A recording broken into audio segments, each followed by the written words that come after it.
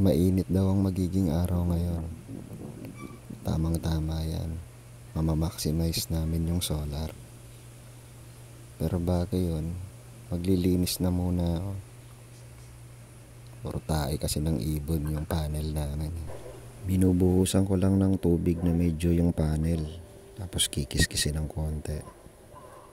Tapos banlaw. After nun, mamapin na lang. Hanggang matayo. Umorder pala ako ng bagong map. Diniliver kahapon.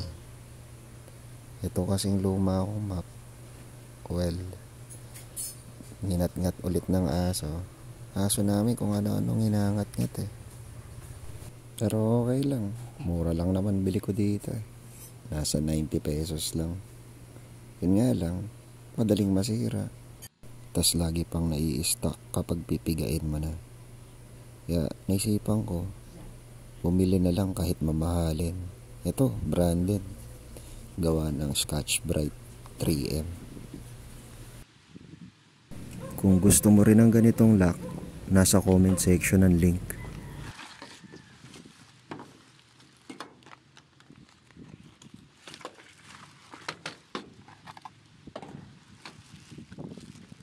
Paghawa ko pa lang sa plastic, alam ko na medyo makapal siya kumpara dun sa dati ko.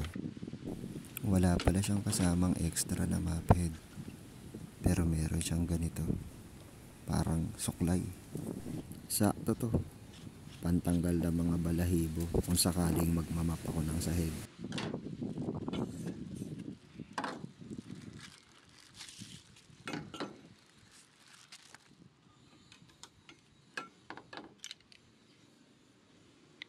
Nice one.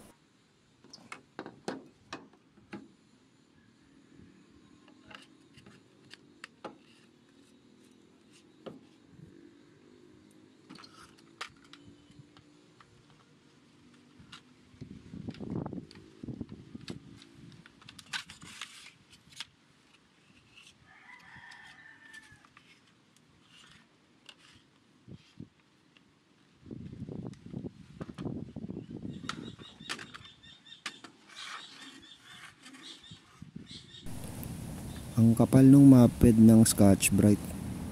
Original talaga. Pero may lumang maped pa ako eh. Hindi ko pa nagagamit.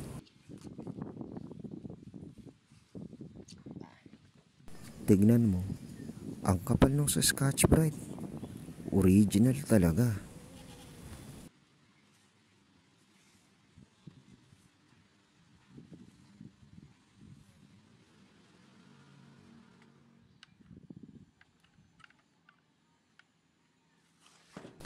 Pero gagamitin ko pa rin yung lumang maped para sa solar panels lang.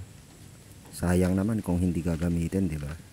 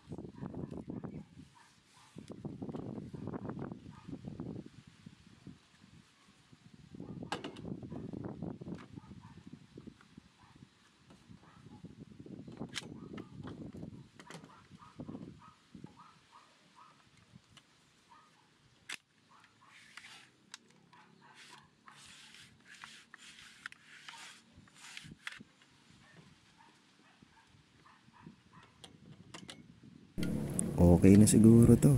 Pero sana, hindi nangat-ngatin ang mga aso.